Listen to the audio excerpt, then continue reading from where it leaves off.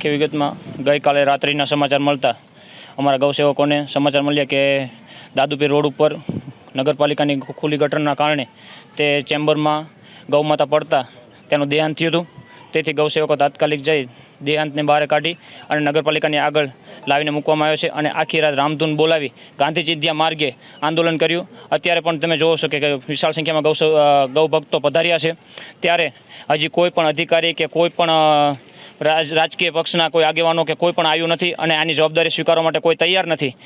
તો બધા ગૌભક્તોમાં રોષ દેખાય છે। તાત્કાલિક ધોરણે આવા ગટરોના ચેમ્બરના ઢાંકણાઓ બંધ કરવામાં આવે કે આનો વ્યવસ્થિત રીતે નિકાલ કરવામાં આવે, કારણ કે છેલ્લા 1 મહિનાની અંદર આ ત્રીજી ઘટના બની છે। એમાંથી બે ગૌવંશના મોત થયા છે અને બીજી અનેક ઘટના આખા વર્ષ દરમિયાન તો 6 થી 7 ઘટના બની છે કે જે નગરપાલિકાના ગટરના કારણે જ ગૌમાતાને ઈજા ક્યાંક ને ક્યાંક પહોંચી છે। તો એની ગૌસેવા સમિતિ કે ગૌ સેવકો દ્વારા એને સારવાર અર્થે સુપાશ્રય હોસ્પિટલ મૂકવામાં આવ્યા છે।